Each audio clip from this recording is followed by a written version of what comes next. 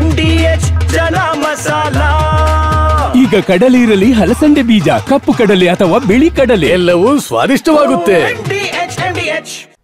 ಬೆಂಗಳೂರಿನಲ್ಲಿ ರಾತ್ರಿ ಇಡೀ ಗುಡುಗು ಸಹಿತ ಭಾರೀ ಮಳೆಯಾಗಿದ್ದು ಸಾಕಷ್ಟು ಅವಾಂತರಗಳನ್ನೇ ಸೃಷ್ಟಿ ಮಾಡಿದೆ. ನಿರಂತರವಾಗಿ ಧೋ ಅಂತ ಸುರಿತಾ ಇರುವಂತಹ ಮಳೆಯಿಂದಾಗಿ ಸಮುದ್ರದಂತೆ ಬದಲಾಗಿಬಿಟ್ಟಿದೆ ಕೆಆರ್ ಮಾರ್ಕೆಟ್.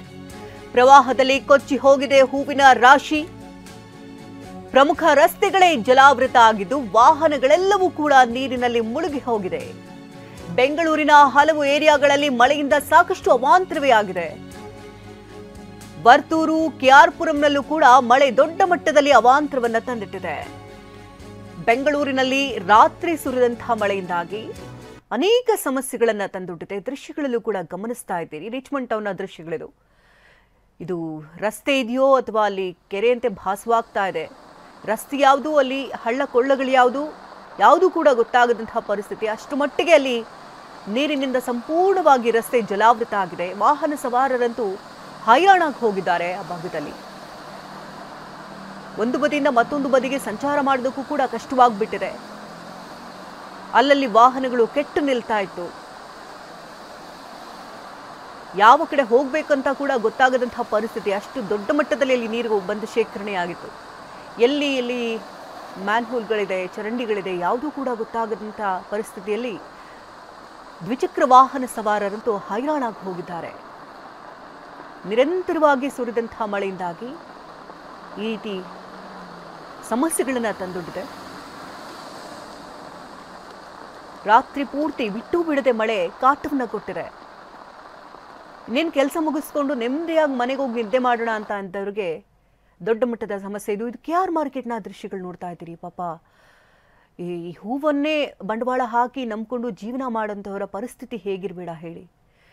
ಬೆಳಗ್ಗೆ ಆಯಿತು ಅನ್ನೋಷ್ಟರಲ್ಲಿ ಇಷ್ಟೊತ್ತಿಗಾಗಲೇ ವ್ಯಾಪಾರ ವಹಿವಾಟುಗಳು ಶುರು ಆಗಬೇಕಾಗಿತ್ತು. ಒಂದು 6-3 ಕಾಸು ಮಾಡ್ಕೊಂಡು ಹೆಂಗೋ ಮನೆಗೆ ಹೋಗಿ ನೆಮ್ಮದಿಯಾಗಿ ಜೀವನವನ್ನು ನಡೆಸ್ತಾ ಇದ್ರು. ಆದರೆ ತಾವು ತಂದಂತಹ ಎಲ್ಲ ಹೂಗಳು ಕೂಡ ನೀರಿನಲ್ಲಿ ಜಲಹೋಮ ಆಗಿಬಿಟ್ಟಿದೆ.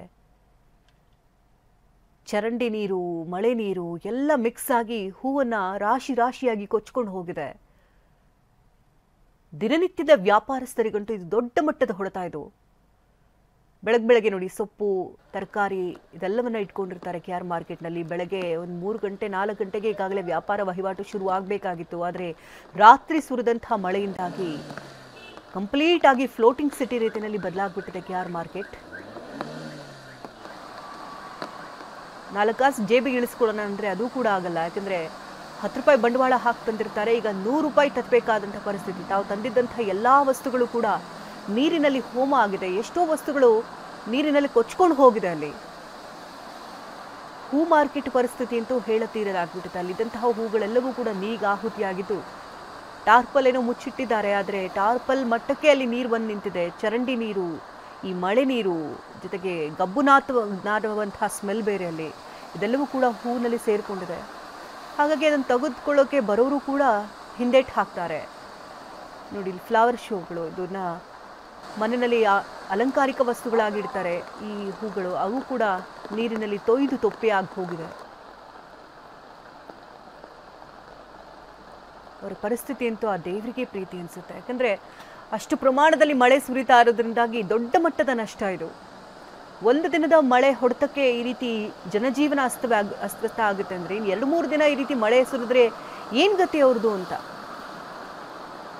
ಇದು ಬೆಂಗಳೂರಿನ ಪರಿಸ್ಥಿತಿ. ಇದು ಕೆಆರ್ ಮಾರ್ಕೆಟ್ನ ಒಳಭಾಗದ ದೃಶ್ಯಗಳನ್ನ ನೋಡ್ತಾ ಇದ್ದೀರಿ. ಅಲ್ಲಲ್ಲಿ ಕಾರುಗಳು ಕೂಡ ಕೆಟ್ಟು ನಿಂತಿರುವಂತಹ ಒಂದು ಕಡೆಯ ದೃಶ್ಯಗಳು.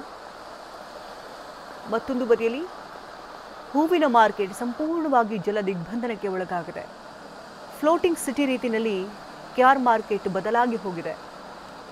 ಎಲ್ಲೂ ಕೂಡ ನಿಲ್ಲೋಕ್ಕಾಗಲ್ಲ, ಅಷ್ಟರ ಮಟ್ಟಿಗೆ ಅಲ್ಲಿ ನೀರು ನಿಂತಿದೆ. ಸಮುದ್ರದ ರೀತಿಯಲ್ಲಿ ಇಲ್ಲಿ ಭಾಸವಾಗ್ತಾ ಇರುವಂಥದ್ದು ಕೆಆರ್ ಮಾರ್ಕೆಟ್. ಅಷ್ಟರ ಪ್ರಮಾಣದಲ್ಲಿ ಯಥೇಚ್ಛವಾದಂಥ ನೀರು ಅದೆಲ್ಲಿಂದ ಬರ್ತಾ ಇದೆಯೋ ಗೊತ್ತಿಲ್ಲ, ಬಂದಲ್ಲಿ ಶೇಖರಣೆ ಆಗ್ತಾ ಇದೆ. ವ್ಯಾಪಾರಸ್ಥರು ತಂದಿದ್ದಂತಹ ಹೂ, ಹಣ್ಣು, ತರಕಾರಿ ಎಲ್ಲವೂ ಕೂಡ ನೀರಿನಲ್ಲಿ ತೊಯ್ದು ತೊಪ್ಪಿಯಾಗ್ಬಿಟ್ಟಿದೆ.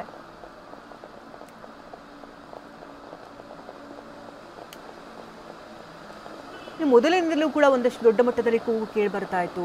ಪ್ರತಿ ಬಾರಿ ಮಳೆ ಬಂದಾಗಲೂ ಕೂಡ ಇದೇ ಸಮಸ್ಯೆ ರೀತಿ ಆಗುತ್ತಲ್ಲ, ಇದಕ್ಕೇನಾದರೂ ಒಂದು ಆಲ್ಟರ್ನೇಟಿವ್ ವ್ಯವಸ್ಥೆ ಮಾಡಬೇಕು ಅನ್ನೋದು ವ್ಯಾಪಾರಸ್ಥರ ಅಳಲಾಗಿತ್ತು. ನೋಡಬೇಕು ಇನ್ನು ಮುಂದಿನಾದ್ರೂ ಇದಕ್ಕೇನಾದರೂ ಒಂದು ಪರ್ಯಾಯ ವ್ಯವಸ್ಥೆ ಏನಾದರೂ ಮಾಡ್ತಾರಾ ಅಂತ.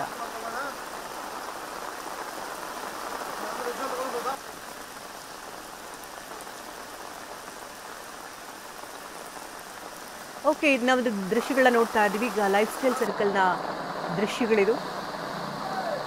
ಅಲ್ಲೂ ಕೂಡ ಮಳೆಯ ಪ್ರಮಾಣದಿಂದಾಗಿ ಯಾವ ರೀತಿ ವಾಹನ ಸವಾರರು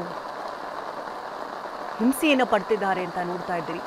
ಕೊಂಚ ಹೆಚ್ಚು ಕಮ್ಮಿ ಆದರೂ ಕೂಡ ವಾಹನದ ಚಕ್ರ ಯಾವ ಕಡೆಗೋ ತಿರುಗಿ ಇನ್ನೆಲ್ಲೋ ಹೋಗಿ ಗುದ್ದಬಹುದಾದಂಥ ಸಾಧ್ಯತೆಗಳು ಕೂಡ ಇರುತ್ತೆ. ಇದು ಮಳೆ ಅಂತ ಅಂದ್ರೇ ವಾಹನ ಸವಾರರಿಗಂತೂ ಒಂದು ರೀತಿ ಪೀಕಲಾಟ. ಯಾಕಂದರೆ ಎಲ್ಲಿ ವಾಹನಗಳು ಕೆಟ್ಟು ನಿಂತು ಬಿಡುತ್ತೋ, ಎಲ್ಲೆಲ್ಲಿ ಹೋಗಿ ತೊಂದರೆಗಳಾಗುತ್ತೋ ಅನ್ನುವಂತಹ ಭಯ ಆವರಿಸುತ್ತೆ.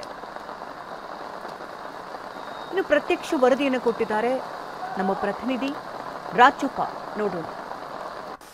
ಬೆಂಗಳೂರಲ್ಲಿ ಮಧ್ಯರಾತ್ರಿಯಿಂದಲೇ ಹೂವಿನ ವ್ಯಾಪಾರ ಶುರುವಾಗತ್ತೆ.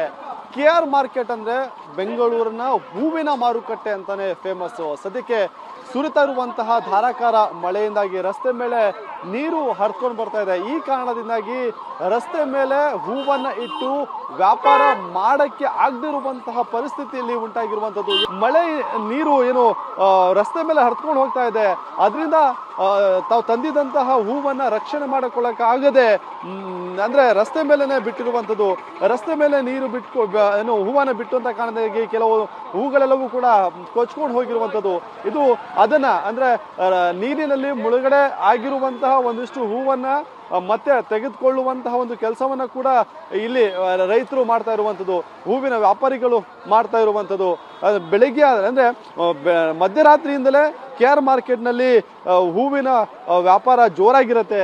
ಬೇರೆ ಬೇರೆ ಕಡೆಗಳಿಂದ ಬಂದು ಹೂಗಳನ್ನ ಖರೀದಿ ಮಾಡ್ಕೊಂಡು ಹೋಗ್ತಾರೆ ಹೂವಿನ ವ್ಯಾಪಾರಿಗಳು. ಜೊತೆಗೆ ಖುದ್ದು ರೈತರೇ ಬಂದು ಇಲ್ಲಿ ಹೂವನ್ನ ವ್ಯಾಪಾರ ಮಾಡ್ಕೊಂಡು ಹೋಗ್ತಾರೆ. ಆದ್ರೆ ಇವತ್ತು ಸುರಿತಿರುವಂತಹ ಧಾರಾಕಾರ ಮಳೆಯಿಂದಾಗಿ ಅದೆಲ್ಲದಕ್ಕೂ ಕೂಡ ಒಂದು ರೀತಿಯಾಗಿ ಸಂಚಕಾರ ತಂದಿದೆ ಅಂತ ಹೇಳ್ಬೋದು. ಯಾಕಂತಂದ್ರೆ ಮಳೆ ನೀರಿನಿಂದ ಹೂವನ್ನ ರಕ್ಷಣೆ ಮಾಡ್ಕೊಳ್ಳೋದೇ ಒಂದು ದೊಡ್ಡ ಸವಾಲಾಗಿ ಇಲ್ಲಿ ವ್ಯಾಪಾರಸ್ಥರಿಗೆ ಪರಿಣಮಿಸಿರುವಂಥದ್ದು. ಅದರ ಜೊತೆಗೆ ಹೂವಿನ ಹಂಗೋ ಹಿಂಗೋ ಮಾಡಿ ರಸ್ತೆ ಮೇಲೆ ಹೂವನ್ನ ಇಟ್ಕೊಂಡಿದ್ರು ಕೂಡ ಗ್ರಾಹಕರು ಬರ್ತಾ ಇಲ್ಲ. ಈ ಸುರಿತಿರುವಂತಹ ಧಾರಾಕಾರ ಮಳೆಯಲ್ಲಿ ಹೇಗೆ ತಾನೇ ಗ್ರಾಹಕರು ಬರೋದಕ್ಕೆ ಸಾಧ್ಯ? ಹಾಗಾಗಿ ಒಂದು ರೀತಿಯಾಗಿ ಅವರು ಕೂಡ ಈಗ ಒಂದು ಈ ಮಳೆ ನೀರಿನಿಂದಾಗಿ ಸಂಕಷ್ಟ ಎದುರಿಸ್ತಾ ಇರುವಂಥದ್ದು. ಕ್ಯಾಮ್ರಾ ಪರ್ಸನ್ ಮುತ್ತುರಾಜ್ ಜೊತೆ ರಾಜಪ್ಪ ನಾಯಕ್, TV9 ಬೆಂಗಳೂರು. ಸಾವಿರಾರು ರೂಪಾಯಿ ಲಕ್ಷಾಂತರ ರೂಪಾಯಿ ಎಲ್ಲ ಕುತ್ಕೊಂಡು ಹೋಯ್ತು ಕಂಟ್ರೋಲ್ ಮಾಡಕ್ಕೆ. ಒಂದು ಸಲ ಹೊರಗಡೆ ನೀರು ನುಗ್ಗಿ ಬಿಡ್ತಲ್ಲ, ಹಂಗೆ ಹೊಂಡೋಯ್ತು. ಇವು ಬರಲ್ಲ ಸರ್, ಮಳೆ ಹೆಂಗೆ ಬರ್ತಾರೆ ಸರ್? ಅವರು ಸೈಲೆಂಟಾಗಿ ಈ ಮಳೆ ಯಾರು ತೊಗೊಂಡು ಹೋಗ್ತಾರೆ ಹೇಳಿ? ಡ್ಯಾಮೇಜ್ ಆಗಿಬಿಡುತ್ತೆ ಅವ್ರಿಗೆ ತೊಗೊಂಡು ಹೋಗ್ಬೇಕಾದ್ರೆ. ಮಳೆ ನಿಂತ್ಕೊಂಡು ಆದ್ಮೇಲೆ ವ್ಯಾಪಾರ ಮಾಡ್ತಾ ಇದ್ರು.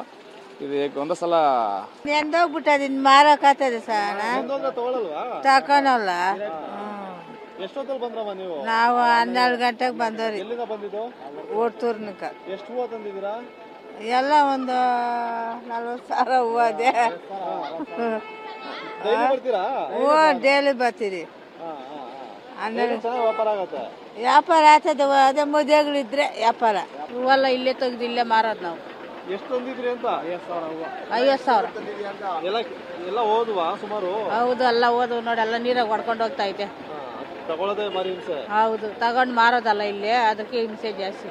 ಜನ ಬರ್ತಾರ ಅನ್ನೋದು ಡೌಟ್. ಈಗ ಡೌಟು. ಹೌದು. ವಾಹ್, ಯಾಕೆ ಈಗ ಬಂತ ಸ್ವಾದ? ಖಂಡಿತ ಈಗ ಬಂತು ಅಸಲಿ ಸ್ವಾದ. MDH chunky chaat masala life ಅಲ್ಲಿ ಅಸಲಿ ಸ್ವಾದ ತರುತ್ತೆ. ಅಸಲಿ ಮಸಾಲ. S MDH.